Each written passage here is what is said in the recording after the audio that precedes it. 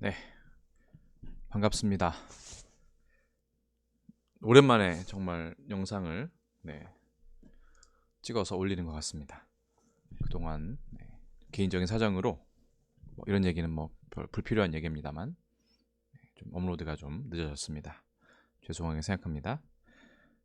계속해서 준특급 제 87회였던가요? 네, 87회 준특급 이제 겨우 19번 세 번째 시간이고요.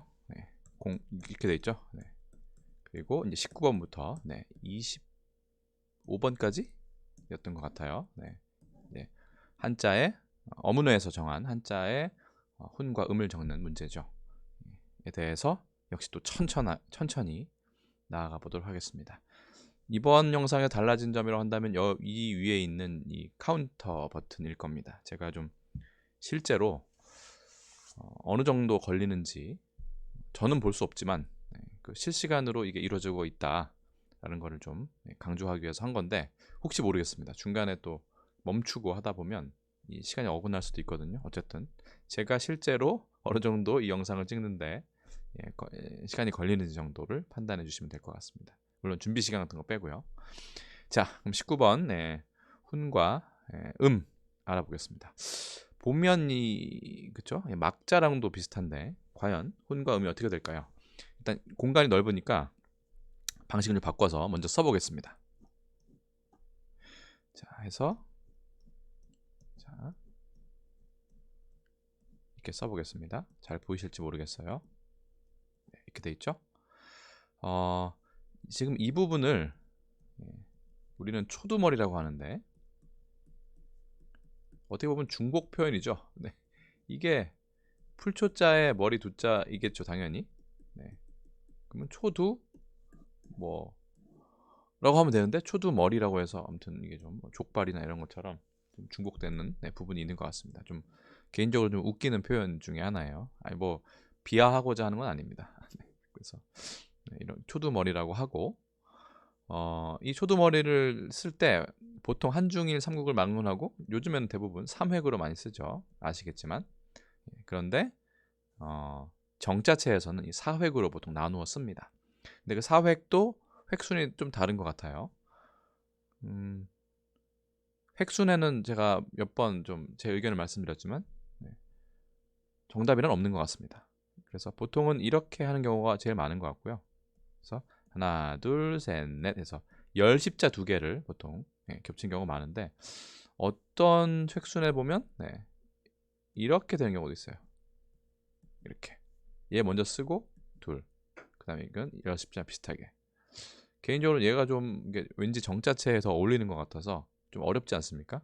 그래서 좀 멋이 있다는 이유 하나로 이거를 좀 선호하고 있습니다만 상관없는 것 같습니다. 그거는 대신 이제 정자체 쓸 때는 사획이 그렇죠? 먼저다 이 정도 우선된다 정도 생각하시면 될 것 같습니다. 그래서 결국은 이 한자는 훈과 음이 어떻게 될까요? 덮을 멱자가 됩니다. 상당히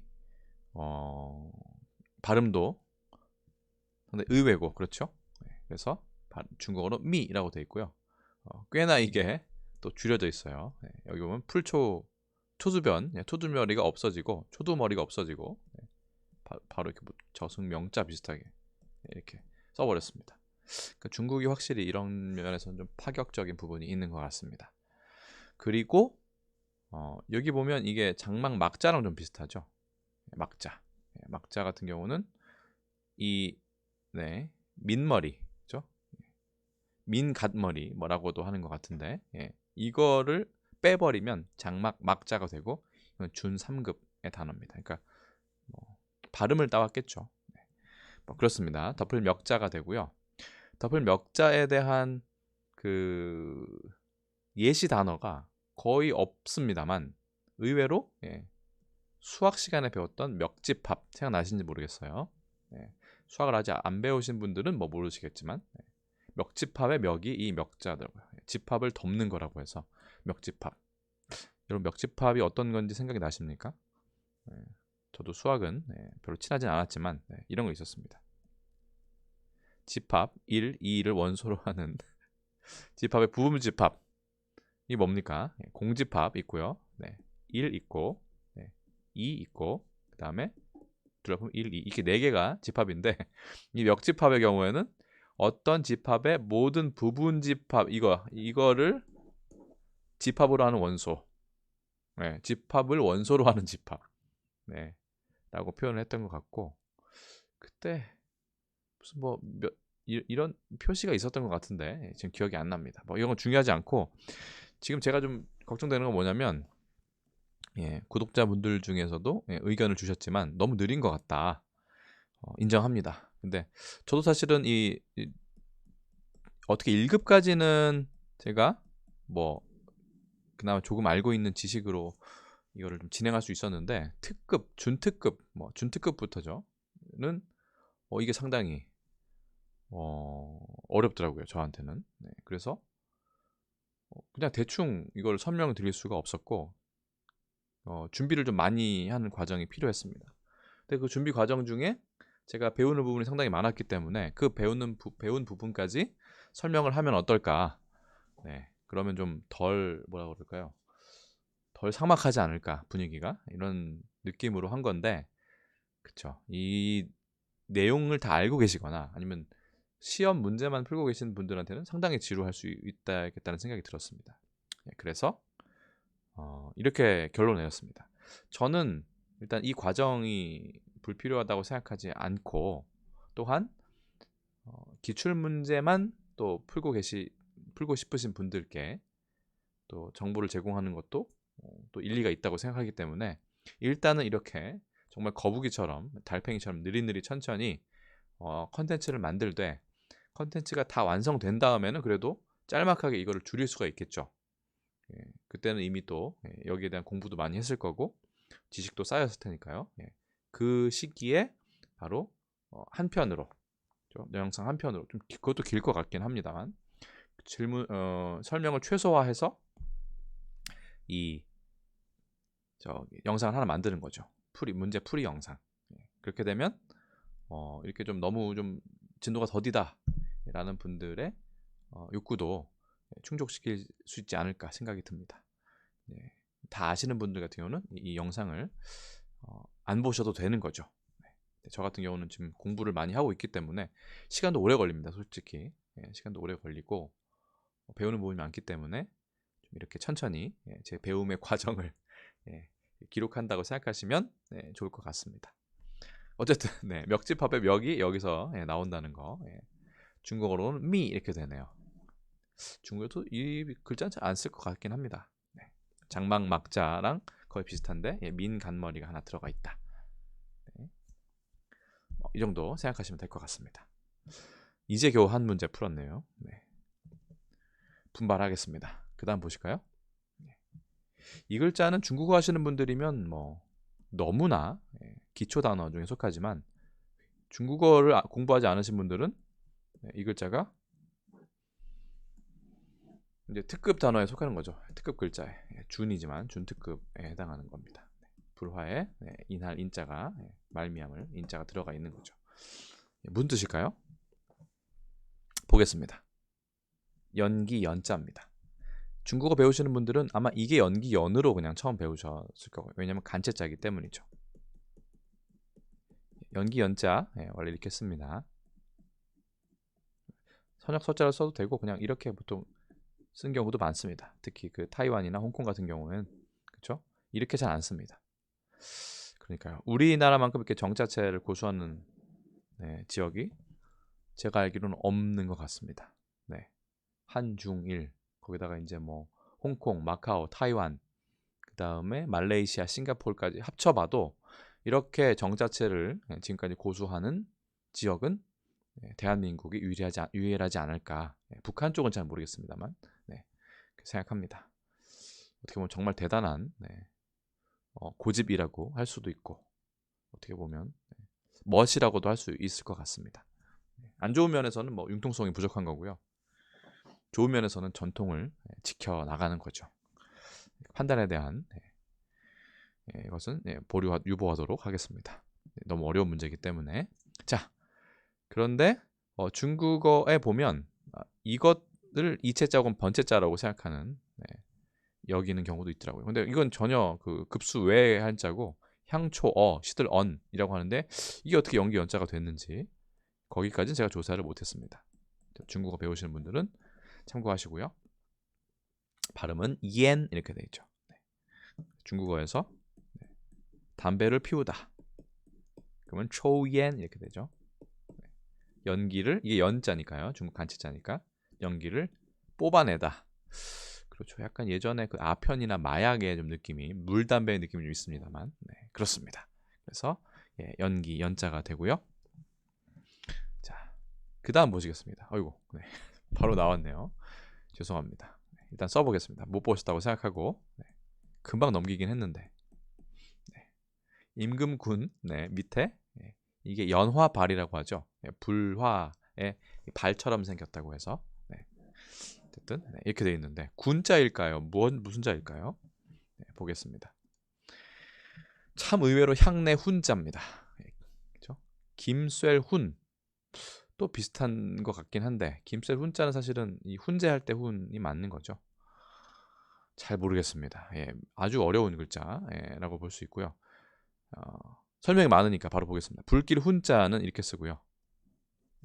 훈채 훈자 이거 중국에서 많이 쓰는데 이거는 이제 그 채소 말고 원래는 고기를 나타낼 때 많이 씁니다만 어쨌든 그건 또 중국어 나중에 설명 드릴 때 한번 설명하도록 하고요. 훈채 훈자도 이 훈자랑 비슷한 글자다라고 되어 있어 가져왔습니다. 생강과 같이 매운 채소 또는 파와 같이 냄새나는 채소라고 했는데 중국에서는 얘는 고기, 얘는 야채 이렇게 보통 구분을 하고 있습니다. 그 다음에 이 훈자랑 좀 헷갈리는 게 훈제할 때 그렇죠? smoked라고 하죠. 연기를 쐰 거, 태운 건가요? 태우진 않고 살짝 그슬린 거를 말합니다. 이 훈제할 때 훈자는 연기치밀 훈으로 돼 있고 다른 사전에는 연기길 훈으로 돼 있어요. 그러니까 연기가 뭔가 섞여 들어가니까 아까 말한 smoked가 되는 거죠. 그렇죠? 연기가 싹 이렇게 배어 들어간 연기 향이 배어들면 사실 맛있지 않습니까? 그게 약간 불맛하고도 관련이 있고 숯불구이가 괜히 숯불구이로 하는 게 아니겠죠. 이런 훈의 느낌. 그리고 이 훈자는 또 재밌는 게 훈훈하다라고 할 때 이 훈자가 들어갔던 기억이 납니다. 뭔가 훈훈하다, 마음이 훈훈하다 할 때 원래는 좀 덥다는 뜻인데 어쨌든 훈제는 절인 생선이나 고기를 연기에 그슬리면서 말려 익힌다. 이 그슬리다는 말이 전 참 거슬렸습니다. 언어유희는 죄송하고요. 그슬리다. 그슬리다? 왠지 좀 사투리 같지 않습니까? 근데 사전에 찾아보니까 그슬리다와 그을리다에 명확한 구분이 있었습니다. 그을리다는 햇볕이나 불 연기 따위를 오래 쬐어서 검게 된 거를 말하고 그을다의 사역동사라고 합니다. 태우다랑 비슷한 유의어라고 하고요. 그슬리다는 불의 겉만 약간 타는 거. 완전 타는 게 아니고요. 약간 타는 거. 그슬다의 피동사라고 합니다. 이건 또 사역동사고 얘는 또 피동사고 우리 국어도 상당히 어렵다는 것을 새삼 깨닫습니다. 촛불에 머리카락이 그슬림을 당하는 거니까 그슬림을 당하니까 그슬리다 이렇게 돼 있더라고요. 어떻습니까 여러분? 어렵지 않습니까? 그게 이제 메인 그 이슈는 아니죠 지금. 얘가 향내 훈자라는 거 이거를 이제 하다 보니까 여기저기 링크가 이렇게 돼서 여기까지 왔습니다. 또 훈제하고 향내 훈자, 불길 훈자는 서로 다르다라는 것도 알아주시면 좋을 것 같습니다. 자 넘어가겠습니다. 벌써 한 20분 가까이 되는 것 같은데요. 아직 15분쯤 됐나요? 지금 이 부분의 그 카운터가 저한테는 보이지 않습니다. 저는 옆에 스톱워치를 하고 있고요. 이거는 이제 이 보시는 분들의 편의를 위해서 제가 한번 달아봤습니다. 몰라요. 이렇게 하다가 또 없앨 수도 있고요. 자, 이거는 한번 음은 확실히 유출할 수 있을 것 같은데, 그렇죠? 한번 써보고 바로 어떤 글자인지 확인해 보도록 하겠습니다. 볼까요? 휘장 황자입니다. 휘장, 이게 휘장이군요. 그렇죠? 뭔가 다를 휘자가 나을 것 같은데, 그렇죠? 휘장, 덮개, 술집에 세우는 기. 네. 그래서 깃발할 때 기자도 잠깐만요. 네, 이거죠. 네, 죄송합니다. 실시간에 보니까 진짜 수업 같네요. 이렇게 보니까. 네. 깃발 기자도 원래는 그 예전에 그 음식점 같은 데서 뭐 이런 그 군대 깃발도 있죠. 음식점 같은 데서 간판을 예전에 깃발로 표시하지 않았습니까? 그런 것도 관련이 있죠. 그래서 휘장 황자는 발음이 황 이렇게 되고요. 덮개 술집에 세우는 기 간판 포장 이게 간판이 바로 그 저기죠. 깃발 주막 그러니까 중국이니까 주막은 아니겠죠. 주막이나 여관이나 뭐 이런 곳에 사실은 뭐 객잔 이런 말을 많이 썼었죠. 네. 그런 곳에서 쓰는 깃발을 말한다고 합니다. 그러니까 이 글자도 있는 거고요. 네. 황마차 이거밖에 없었어요. 제가 본 거는 비바람, 먼지, 햇볕 등을 막기 위하여 포장을 친 마차. 작은 술에 포장을 치고 간단한 음식이나 술을 파는 음식점. 그러니까요. 포장마차가 여기서 오지 않았나 저는 생각이 듭니다. 네, 그렇죠? 이게 이제 포장마차가 일본의 야타이로 되고 우리는 포장마차로 되고 중국에도 옛날에 있었던 모양이죠. 거기까지 고증을 하기에는 너무 좀 이야기가 커지기 때문에 못했습니다만 어쨌든 얘는 휘장 황자입니다. 네. 이미 좀 설명이 좀 장황하죠. 이해해 주시기 바랍니다. 휘장 황자를 저는 솔직히 다른 곳에는 못 봤고요. 그 일본의 그 4개의 섬이 있죠. 혼슈, 큐슈, 시코쿠, 마지막에 여기 어디죠? 홋카이도 이렇게 있는데 너무 크게 그렸나요? 어쨌든 뭐 그렇습니다.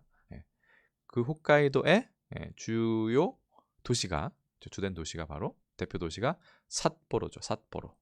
그렇죠? 우리나라 맥주로 유명했지만 지금 뭐 불매 운동 때문에 전혀 입에도 되지를 않고 있는 상황이긴 합니다만 어쨌든 삿포로의 맥주가 눈축제도 유명하죠. 그래서 얘는 편지 찰자 2급 단어고요. 얘는 휘장 황자. 그래서 찰황이죠. 찰황. 이게 바로 삿포로라고 읽는다는 거. 이 정도 아시면 되지 않을까 싶습니다. 휘장 황자는 또 넘어가겠습니다. 또 한 5글자 하는데 대여섯 글자 하는데 또 한 2-30분 걸리겠네요. 빨리 하겠습니다. 이 글자도 한번 써보고 가겠습니다. 자, 물수변. 약간 이렇게 여기와 이 위치가 좀 다릅니다. 그 다음에 여기서는 좀 더 삐치죠. 이렇게. 그 다음에 경치할 때 경자가 들어가고 머리 혈자가 들어갔네요. 무슨 글자일까요? 보겠습니다. 어렵습니다, 여러분. 물줄기 멀 호자입니다. 저는 어려웠습니다. 보시는 분들은 모르겠습니다만 발음은 하 이렇게 되어 있네요. 자, 넓다, 천상의 맑은 기운, 콩을 삶은 물, 뭐 이렇게 또 의미가 많습니까? 크다, 호기. 호기할 땐 이 또 호네요. 넓을 호자랑 좀 비슷한 이건 준3급 글자인데요. 의미라고 되어 있습니다. 그렇죠? 물줄기 멀 호나 넓을 호나 비슷하지 않을까요? 대신 얘는 준 특급 단어겠죠. 자, 넘어가겠습니다. 물줄기 멀호 잘 외워주시기 바라고 저도 외우겠습니다. 이 글자 한번 써보고 넘어가겠습니다. 제가 쓰는 동안 무슨 글자일까 한번 유추를 해보시기 바랍니다. 왠지 추자일 것 같은데요. 그렇죠? 넘어가겠습니다. 주름질 추자입니다. 중국에서는 많이 씁니다. 그래서 쪼원 하면 이제 그 추문이라고 해서 그 주름을 보통 많이 나타내는데 그때 이 꼴 추자죠. 꼴 추자를 아예 이렇게 줄여버립니다. 중국에서는. 그리고 가죽 피자를 옆에 쓰는 거죠. 발음은 쪼 이렇게 되고 실제로 우리는 정자체로 이렇게 쓰지만 타이완, 홍콩, 마카오만 해도 번째자가 이렇게 돼 있습니다. 그러니까 여기까지 쓰지는 않는 거죠. 제가 보기엔 이게 좀 더 오리지널이 아닐까 생각이 듭니다만 뭐 알 수 없고요. 둘 다 번째자라고 볼 수 있죠. 정자체, 번째자. 그래서 이렇게 쓰기도 한다고 되어 있습니다. 주름질 추자. 이게 맞겠죠. 주름질 추는. 한자도 글자체가 많아서 상당히 힘듭니다. 뜻은 주름 오그라들다 마른 대추. 마른 대추. 밤송이. 살갗이 늘어났다 오그라들어 잔줄이 생긴 것. 1번, 5번을 중국에서 자주 쓰는 거고요. 추위란 말이 있습니다. 추위. 세기미의 넷째 위를 말하고 이게 특히 주름이 많은가 봐요. 원래 창자가 주름이 많은 거지만 마른 주름으로 되어 있으며 겹주름 위에서 온 것을 화학적으로 소화시킨다. 그래서 혹시 반추하다의 추가 혹시 이건가? 이게 생각이 들었습니다. 추위가 있으니까. 근데 반추하다의 추는 아까 말씀드린 것처럼 이 꼴 추자가 들어간다는 거. 이 꼴입니다. 꼴. 그 목초 있죠. 가축들이 먹는 목초. 그래서 그걸 다시 한번 삼킨 먹이를 다시 개워내요. 토해내는 거죠. 다시 씹는 거죠. 또는 그런 일을 말한다. 에서 이제 두 번째 뜻으로 생각을 다시 좀 곰곰이 되돌이켜서 생각하다의 뜻도 있는 거죠. 반추. 나왔으니까 한번 써볼까요? 이렇게까지 봤습니다. 하나 남았습니다, 여러분. 네. 진짜는 맞는 것 같은데 눈 목자가 들어있네요. 그럼 눈과 관련이 있을까요? 네, 그런 것 같습니다, 여러분. 써보고요. 뭔가 눈과 관련이 있을 텐데 보겠습니다. 부릅들 진짜입니다. 중국어로는 첸 이렇게 되어 있네요. 중국에서 그 참진짜는 이렇게 많이 씁니다. 그렇죠? 하나, 둘, 셋 하고 넷 이렇게 많이 쓰기 때문에 당연히 이렇게 쓴 거고요. 부릅뜨다, 성내다, 성내어 눈을 크게 뜬다 이렇게 되어 있고요. 이 참진짜 같은 경우는 참고로 일본에서는 이게 띄었습니다. 띄어서. 물론 이렇게 좀 더 이렇게 쓰는 것 같아요. 이렇게 띄었습니다. 일본에서는 신 이렇게 신 맞나요? 신지스 맞네요. 진실할 때. 부릅들 진짜 우리가 볼 수 있는 건 진노 이걸 할 때 볼 수 있을 것 같아요. 그래서 눈을 부릅뜨고 노하는 걸 말하는 거죠. 성을 내면 노여함, 토는 그런 감정인데 문제는 진노할 때 진노가 이 두 개가 있어요. 뜻이 같은 뜻으로 한자가 두 개입니다. 그래서 얘는 1급 단어였고요. 기억나시는지 모르겠어요. 성낼 진짜입니다. 그렇죠? 그런데 우리가 드라마 사극에서 보는 왕이 진노하고 황제가 진노하고 할 때 그 진노는 이건 아닌 것 같아요. 그래서 그렇죠? 지진할 때 떨릴 진짜인데 존엄한 존재가 크게 노함에 이 진노를 씁니다. 흔들릴 진짜, 떨릴 진짜, 지진할 때, 진도 이런 거 할 때. 그러니까 진노라는 말도 두 가지 혹은 세 가지까지 한자가 있는 거면 쉽지 않은 글자라고 볼 수 있죠. 그래서 특급, 준특급 한자에 눈목자가에 그렇죠? 참진자가 있는 것은 부릅들 진짜다. 정도로 생각하시면 될 것 같습니다. 이렇게 해서 좀 길긴 했습니다. 그래서 제 87회 준특급 기출문제 25번까지 설명을 드렸는데 어떻게 보면 제가 진도를 빨리 나가는 걸 포기해버린 이 상태이기 때문에 오히려 좀 설명이 더 길어졌네요. 하지만 저는 이제 의미를 제가 학습하는 데에도 두고 있기 때문에 여러분들도 그냥 좀 편안한 마음으로 함께 공부한다 이렇게 생각하시면 좋을 것 같습니다. 제가 이렇게 일방적으로 전달해 드리는 것이 아니라 사실 그럴 자격은 제가 못 되는 것 같고요. 저도 배우는 과정이기 때문에 여러분들과 이런 정보를 함께 좀 공유를 하는 것이니까요. 혹시 또 틀린 점이 있다면 또 댓글로 알려주시면 또 다시 또 배우는 과정으로 삼겠습니다. 오늘은 또 여기까지 설명을 드리도록 하겠습니다.